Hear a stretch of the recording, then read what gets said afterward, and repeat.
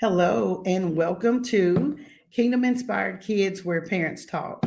I'm your host and founder, Calvette Boyd, and today's conversation is going to go a little bit like this. Today, we want to talk about getting your child's psych evaluation done and kind of what parents should know. So let's go ahead and get started. Is your child struggling emotionally, behaviorally, academically?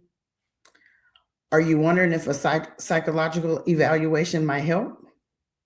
Has a teacher or a counselor from school, has a teacher from daycare director said to you, "Hey, your kid seems to be struggling emotionally, or they're not getting along with other kids." Have they ever asked you, "Do you think, or can I suggest that your child get a psychological eval?"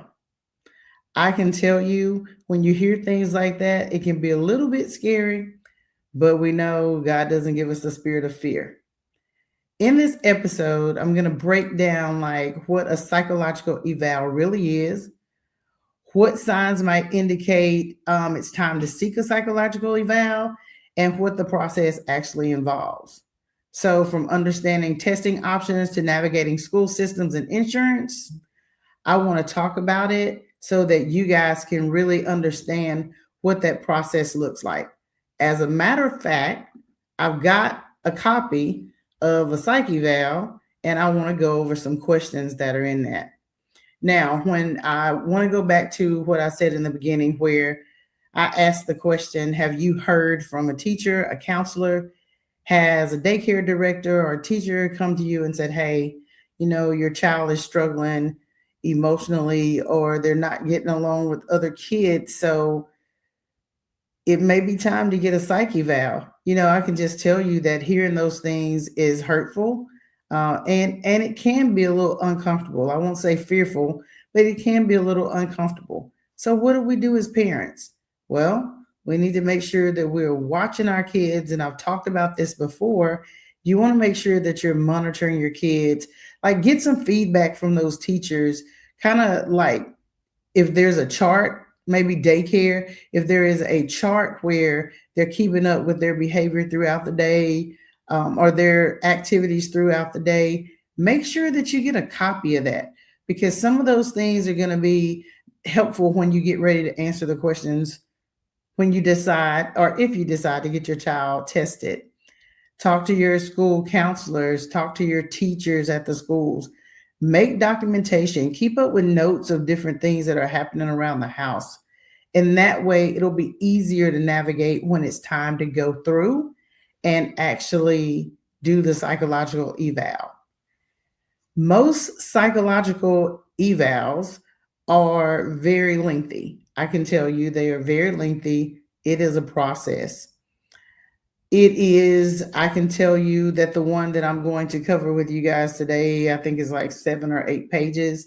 And that is just really the parent portion that has to be done. And I think there's a couple of pages in there for the child or teen if they're older, and then kind of what that looks like. So if you have decided that it's time for you to get your child a psychological exam, or if you feel like your child is not making progress and you're trying to figure out exactly what's going on, and as a parent you just don't know, because that happens, and sometimes we get overwhelmed, or we kind of get anxious about these things. So if you have decided, the first thing I want to say is pray and make sure that pray and ask for guidance so that your options, and ask God to lead you to who he wants you to go to for your psychological exam. Also, when it's time to schedule that appointment, just know that most places there is a wait. I am located in Texas, but I can tell you from talking to some parents across the US that it is, most of the time, there is a little bit of a wait. So if you're ready to make that decision, you prayed about it, you got your documentation, you talked to the school, the counselors, the teachers, daycare director, you've made notes at home. Now it's time to schedule your exam. and you locate someone in your community, because it's a process. You want to locate someone as close as possible to the community that you're in, because it is a two-step process. So you're going to make that appointment. Usually it's anywhere from 2 weeks to 6 or 7 weeks out before you can get that appointment. Once that appointment is made, make sure that you, as a parent or guardian, make sure that you go ahead and put that on your calendar, set your reminders so that you don't forget that you have that appointment, and then be prepared. So make sure that you've called, you've talked to your insurance, because some places require that the insurance gives you a pre-approval before they will actually do the eval. So you want to go ahead and talk to your insurance, make sure that that is approved, schedule that appointment, make your deposit. I know the one that is in my community, there's actually, even with your insurance. Now, I don't know about Medicaid. I think Medicaid, you don't have to have the deposit, but if you have private insurance, there's like a $200 deposit to even make the appointment. So think about those things when you get ready to make that appointment. Make sure that you check with your insurance so that your insurance knows exactly what you're doing, and when you go to your appointment, you're not having those problems, because we definitely don't want to prolong the process. That process is already pretty lengthy. The next thing you want to do is, once you schedule it, you've talked to your insurance, they've approved it, and you're there, let me tell you some of the things that will take place. Now, there is a portion. The way it works in my community is they come out, they get your child, they take your child to a room, and they do different testing. Now, I'm not sure exactly what all that involves. I think for teens, it is they have them fill out paperwork, ask questions, kind of like a game. And then kids, it's more, I think, if I'm remembering correctly, it's more like different games, and those different games are organization tasks, kind of help them understand that child a little bit better, and that helps with the eval. Now, with the parent, let me pull some of these questions up. So one of these, and I'm looking here because I had to take a picture of this. I was like, oh my gosh, this is lengthy. So here's some of the questions, and I can't remember what this test is called. It's called a NICHQ Vanderbilt Assessment Scale. And this is the parent answering questions about their child. So the parent will answer questions, the children will take exams, tests, do organizational skills, I guess is what it's called, or some kind of organizational skills. They will also do things like play different games and things like that to kind of assess your child. But here are some of the questions, and you're going to answer these. This one says never is 0, occasionally is 1, often is 2, very often is 3.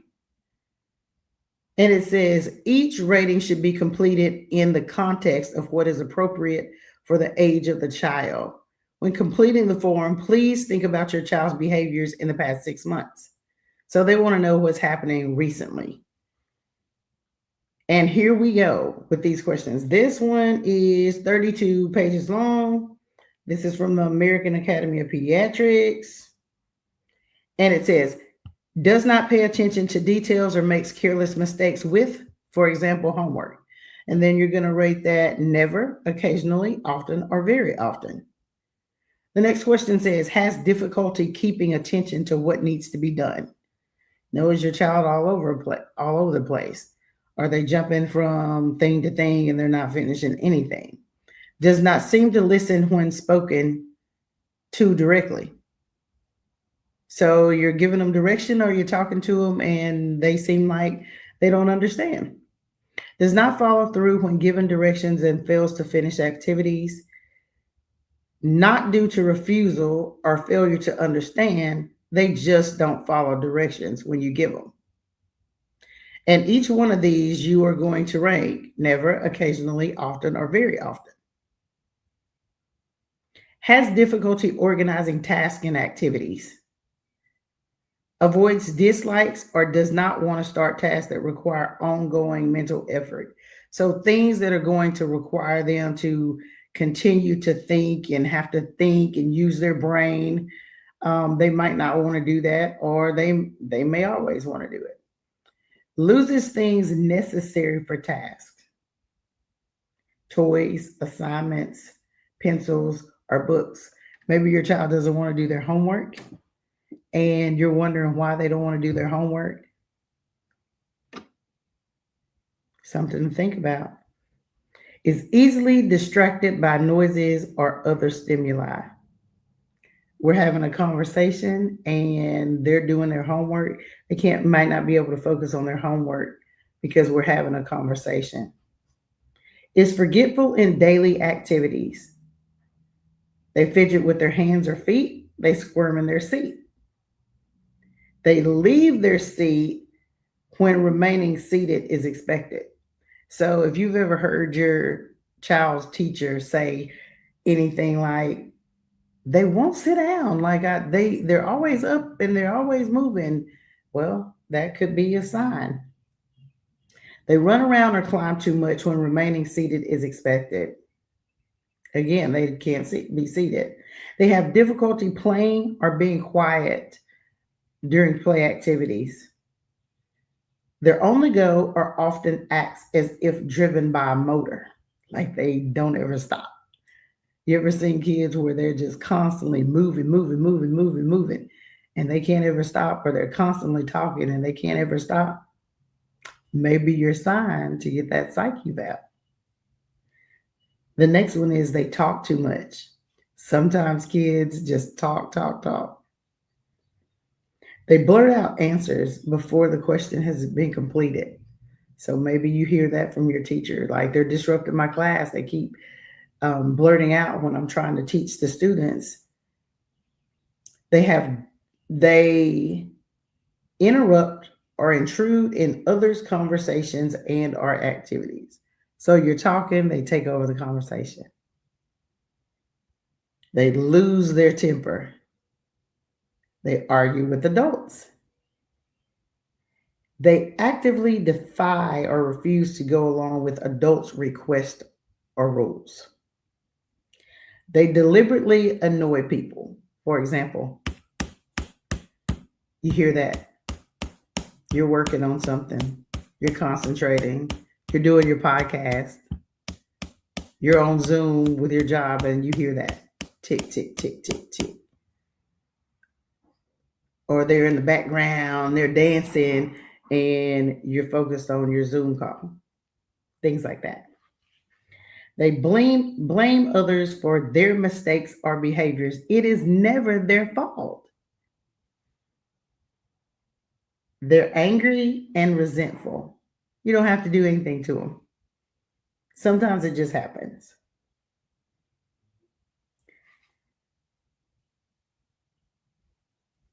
They're touchy or easily annoyed by others.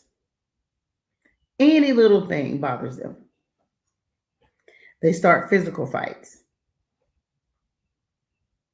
They bully, threaten, or intimidate others. They lie to get out of trouble or to avoid obligations.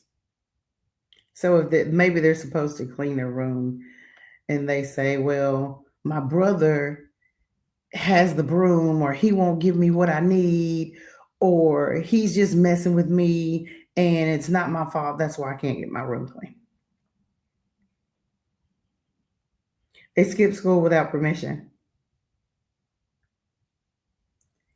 They are physically cruel to people. They have stolen things that have value. If you have had any of these issues, I can just tell you, start making notes because it might be evident that your child needs a psych eval. Then the next one, I think that's all for that one. Then the next one, I did not when I took the pictures of these, I did not take a full picture. I just took a picture of the questions. So I don't know exactly which part of the test this is, but I can just tell you that this one I think is called an adverse childhood experience, like the ACE questionnaire. And this portion is for like teens or 12 and up. And these are some of the questions that it asked. While you were growing up during your first 18 years of life, did a parent or other parent in the household often swear at you, insult you, put you down, or humiliate you, or act in a way that made you afraid that you might be physically hurt? And it's a yes or no. Next question. Did a parent or other adult in the household often push, grab, slap, or throw something at you, or ever hit you so hard that you had marks or you were injured? Yes or no? Did an adult or person at least 5 years older than you ever touch or fondle you? Have you touched their body in a sexual way or try to or actually have oral, anal, or vaginal sex with you? Next question. Did you often feel that no one in your family loved you or thought you were important or special? Or your family didn't look out for each other, feel close to each other, or support each other? Yes or no? Did you often feel that you didn't have enough to eat, had to wear dirty clothes, or had no one to protect you? Or your parents were too drunk or too high to take care of you or take you to the doctor if you needed it? And again, that's a yes or no question. Were your parents ever separated or divorced? Or was a parent lost to you through abandonment or another reason? Again, yes or no. Was your mother or stepmother often pushed, grabbed, slapped, or had something thrown at her? Or sometimes, or often kicked, bitten, or hit with a fist or hit with something hard? Or ever repeatedly hit over at least a few times or a few minutes, threatened by a gun or knife? And again, that is a yes or no question. Did you live with anyone who was a problem drinker or alcoholic or who used street drugs? Yes or no? Was a household member depressed or mentally ill, or did a household member attempt suicide? Yes or no? Did a household member go to prison? Yes or no? Can you imagine being 12 years old and having to answer questions like that? I almost have tears in my eyes just from reading those questions because we don't understand sometimes as parents, like how important it is as a parent to understand what we're doing around our kids, how we treat our kids, what kind of environment they're in. Sometimes parents are just trying to get by, just trying to make it, just trying to make sure that, their kids are fed and they're just enjoying their lives. And this question that asked, was there a parent that was depressed or mentally ill? Sometimes parents don't even know if they are. depressed or mentally ill. I can tell you that being with my kids have opened my eyes to some things that they have experienced that were where they've been around people that had mental illness, and the people that have the mental illness, like, they don't even recognize that they have it. And so I can tell you, one of my children asked me, Mom, do I have a problem? Like, is there something wrong with me? And I had to be very open and honest, but I did say in love, like, yes, there are some things going on with you, but just know that there are things going on with a lot of people in this world. It's whether or not they choose to accept it, whether or not they choose to seek help. You know, again, so many parents, so many people in our community, in the African American community, Black community, they don't believe in seeking help. So they don't necessarily want to go get a psych eval. They don't want to go to counseling. I heard a parent say recently, the child was asking the parent, "Hey, I want to fix our relationship. Like, will you go to counseling with me?" Because in counseling, this child has been trying to figure some things out and move through and grow and let go of the hurt and the pain that have transpired between that child and the parent. And that parent said, I don't need to spend money to go and have a conversation with my child. But I can just tell you, sometimes when this child told me that, I said, sometimes it's not that they, for me, I guess, it if you're on the phone or you're talking face to face with someone and they don't want to have a conversation any longer, they can hang up the phone in your face. They can walk away. But if you go to a counseling session where you're both sitting there and you're communicating with that that therapist, then, and you're spending your money, like, who gets up and walks away? You can't run. It's like you're in that session for an hour or 45 minutes or whatever it is, and you have to face reality because you're right there with each other.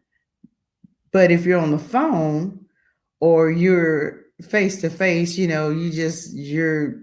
at each other's house or you're at a restaurant or whatever, you can get up and walk off. But it's not that simple when you're in the therapist's office. And I think that sometimes we need to think about those things. You can't run from this stuff.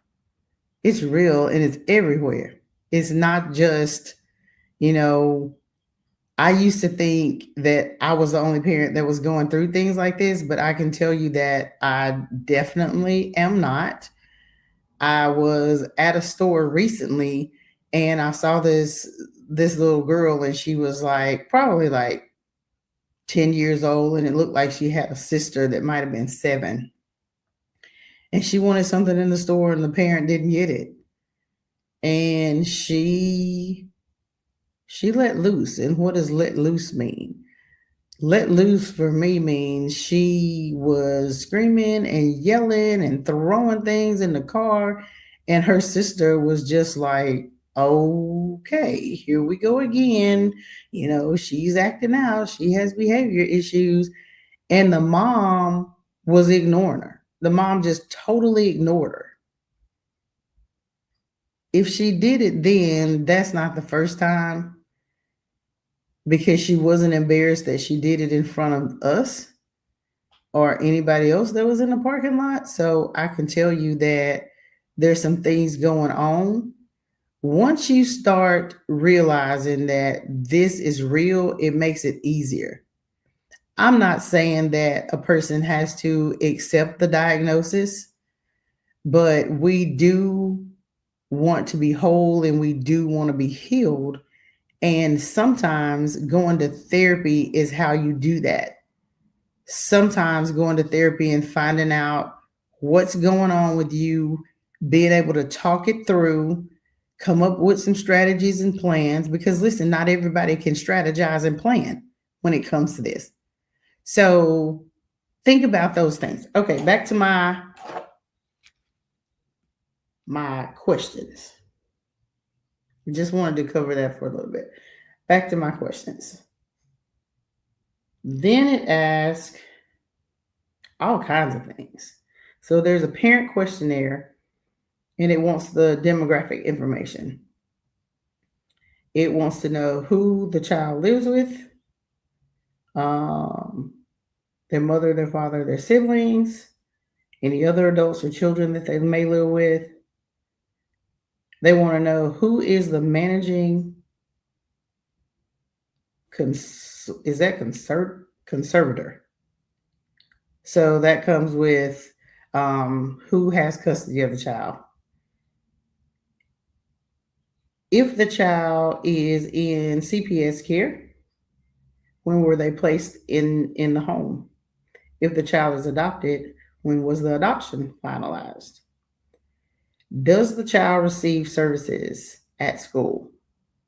And those services include SPED, so special education, 504 plans, behavior intervention plans, which is called a BIP. Has your child repeated a grade? Does your child misbehave in class? And please, parents, when you are answering these questions, please be honest and tell the truth. Because you're spending a lot of time with these psychological evals, and the doctors need to know. They need you to be honest. Then it goes into the developmental history of your child. Does the child get along with classmates? Does the child get along with teachers? What are your child's typical grades? A, B, C, D, F. It wants to know when they're going to ask you, when did your child start crawling, walking, said their first words, said their first 2 to 3 sentences? When were they when were they toilet trained or potty trained? When did they start menstruation? If you got a girl, does your child currently wet on himself or herself? Do they soil on themselves?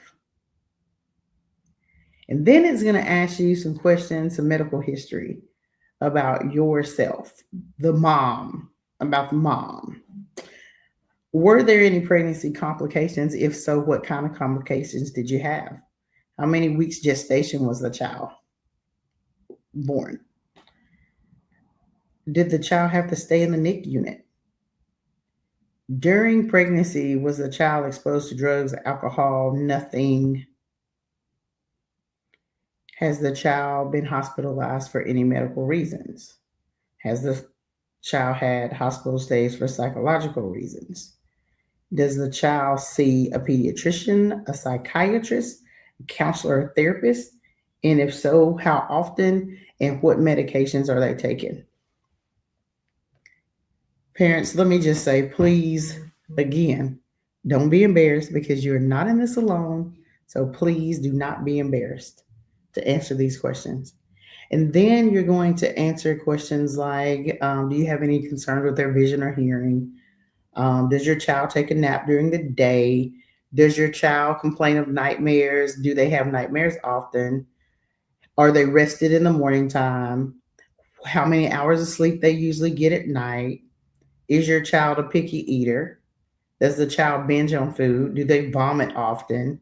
Do they complain about their body, their weight or their height?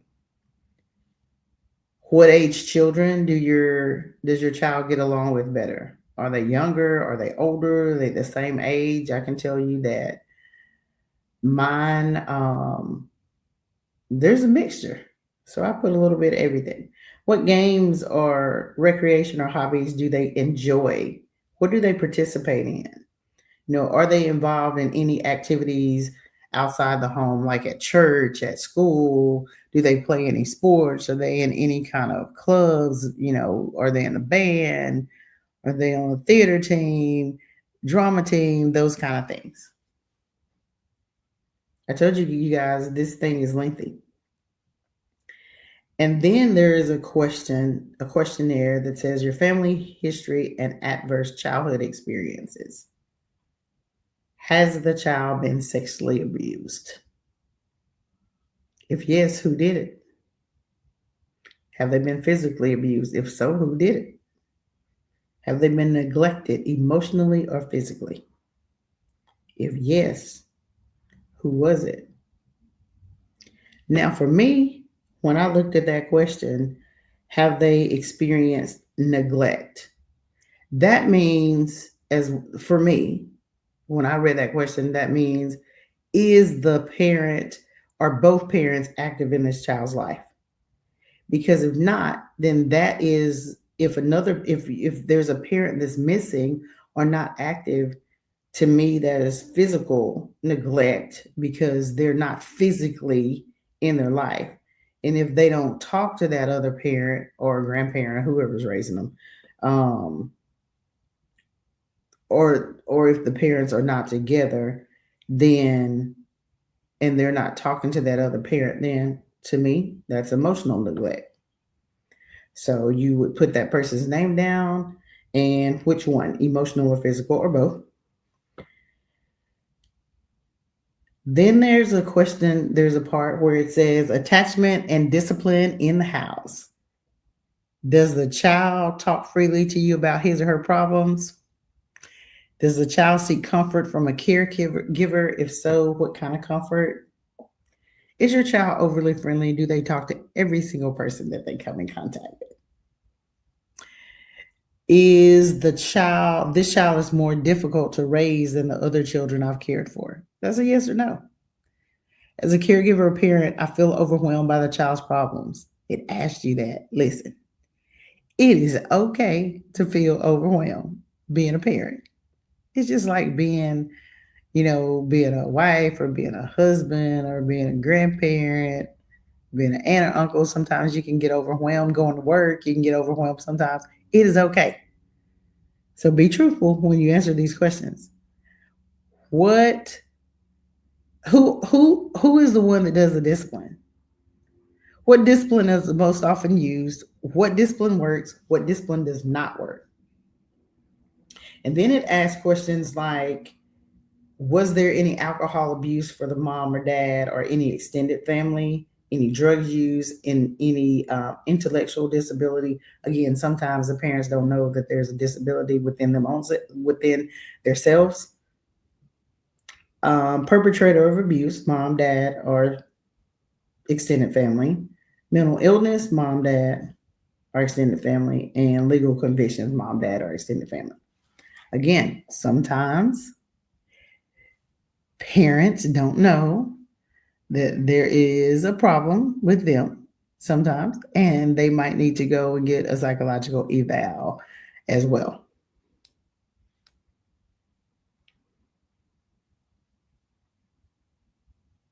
In just about every doctor's appointment I've gone to, I've had this question, in the or psychiatrists, psychologists, occupational therapists, they ask these questions. Schools, um, list what you believe is your child's three main difficulties.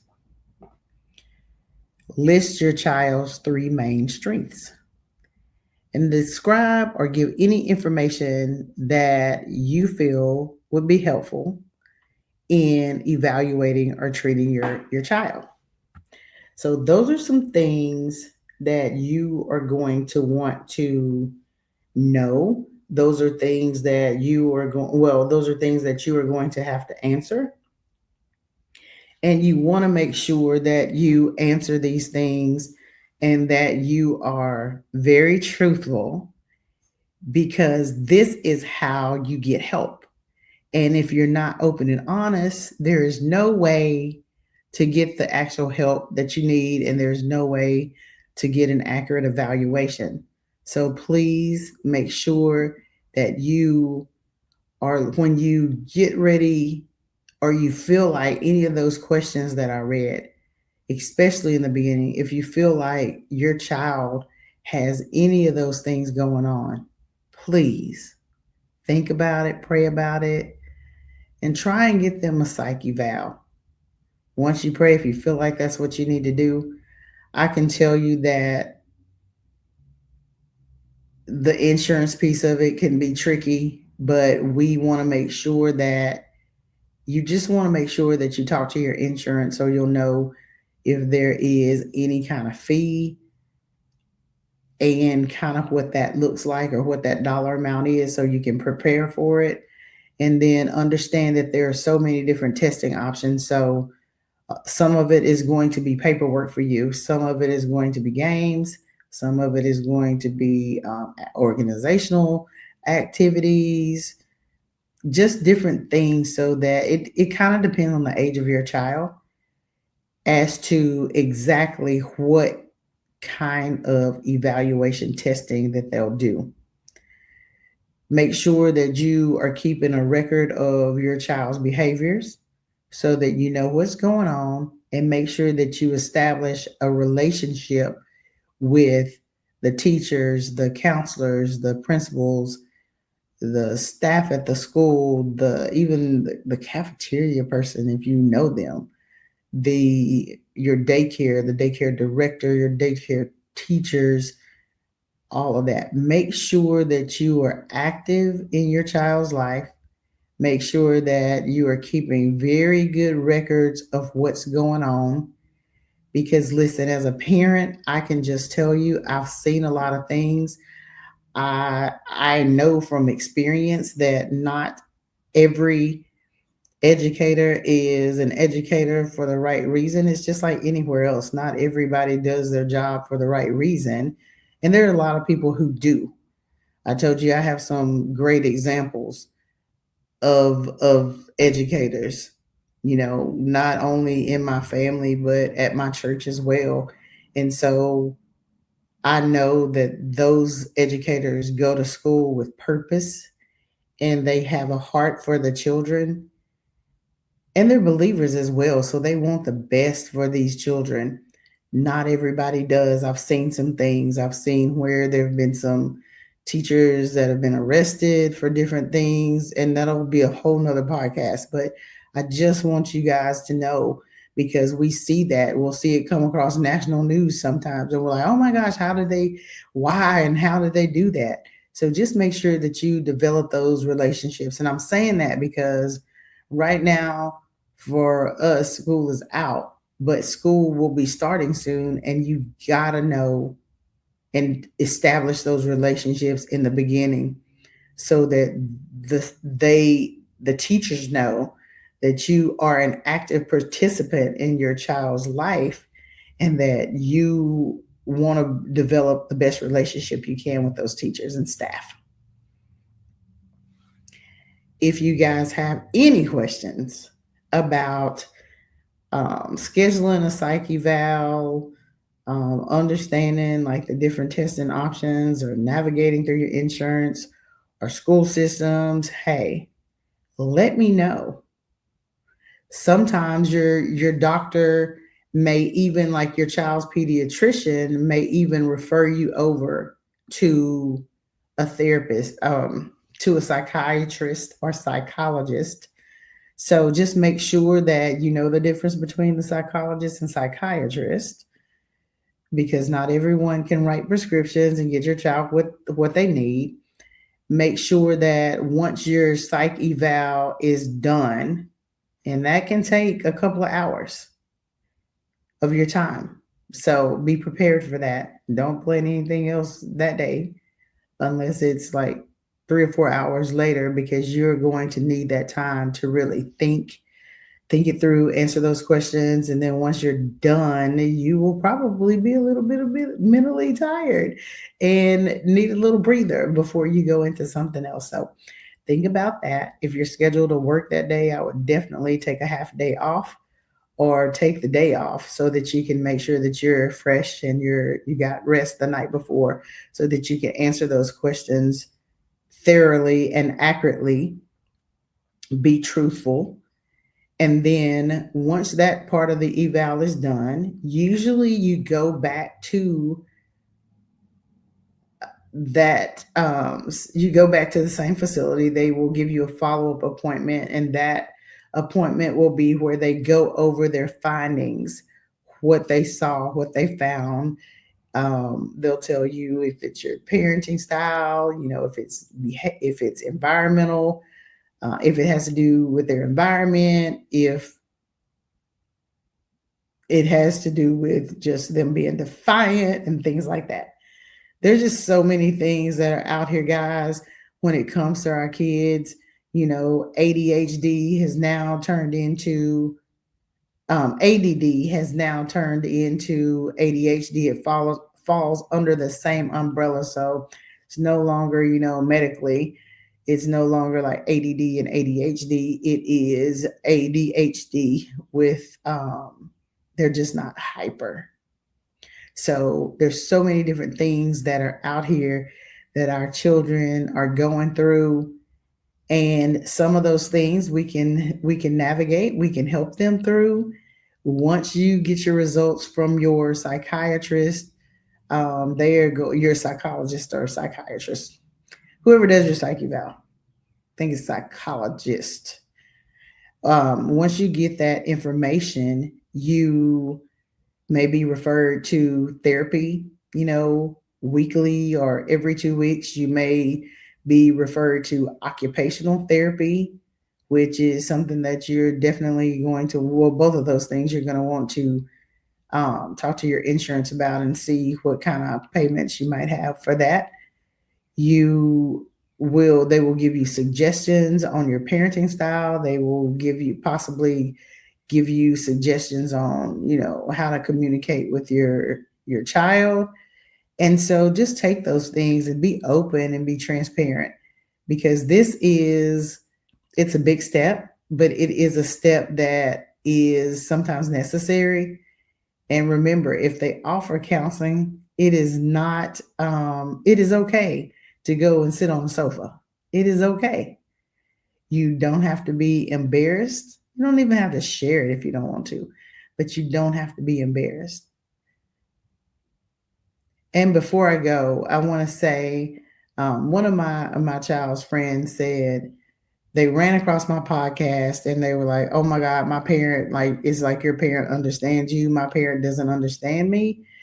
Can your mom help me?" Listen, that's what I'm here for. I am not just here for the parent, I'm here for the kids too. So if there is anyone that is out there that feels like, "Hey, my parents just don't understand me. Can you talk to my parent?" I'll absolutely talk to your parent. I'd be honored to be able to talk to your parent. I'd be honored to talk to you too, but I won't talk to kids without talking to their parent, because we want to do things that are decent and in order. And so, parent to parent, as the old folks would say, I'm not talking to no kids, I'm talking to the parent. So I would be more than happy to talk to you or your parents. But if I talk to the child, your parent will need to be present, and I will want that parent's permission, and we can all talk together. All right, guys, listen. My book will be released in the next 4 months. Yay! I'm so excited. I am excited about that. I am excited about, the goal is to have an 800 number for parents to be able to call in and talk to someone in their language, whatever language you speak, so that you guys can, I won't call it venting, but maybe your child's having an episode and you don't know what to do. And you yourself need to calm down, because sometimes we get a little aggravated and we get loud too. So I am excited about that. And guys, listen, I am on 7 a.m. on Wednesdays. Every Wednesday, 7 a.m. Central Standard Time. Guys, please like, comment, Subscribe to my YouTube channel. I only have a few subscribers over there, so please go ahead and subscribe to my channel. Follow me on TikTok, Instagram, Facebook, X. Guys, we got to get this information out. We got to get this message out to the community, to the people. We want to make sure that we're helping each other the best way that we can.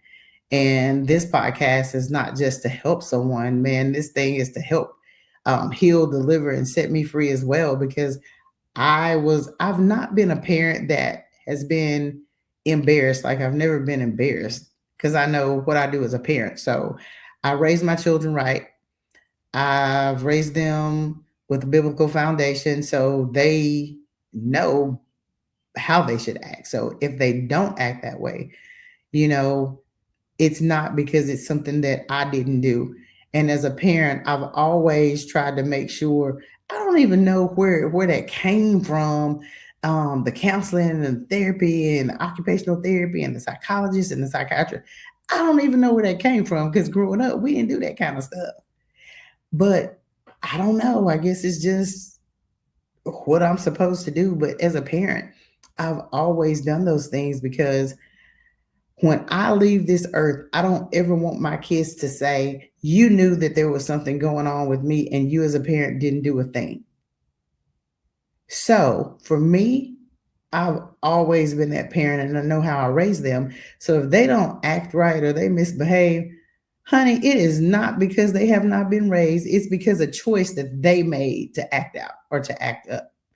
And so I've never been that parent. My kid starts yelling and screaming and throwing a fit or attitude, slamming doors, walking off, talking loud or getting mad, angry, upset. That's on you. I am going to get you the help that you need. I am definitely going to go and see what's going on with you. And as a parent, I accept it. So many parents don't want to accept that there's something going on with their child. Yes, God can change it. Yes, God can heal, deliver, and set free. But yes, sometimes there is a problem that needs to be diagnosed and you might need to be medicated or you might need to see a therapist. But I, as a parent, I'm not embarrassed because I know what I bring to the table when it comes to my children and my family. So for those parents that might feel embarrassed, I'm sorry that you feel embarrassed. It's a part of life. Do the best that you can do. Help them where you can help them. Be encouraging, speak life over them, and just continue to try and grow and move through the process the best way that you can. There is help out here, and I am called to be that help. So, guys, listen, catch me 7 a.m. on Wednesday mornings, Central Time, and make sure that you like, comment, subscribe. If you have any questions, be sure and give me a call. Shoot me an email. I'll be more than glad to assist. And I hope you guys have an amazing rest of your day. See you soon.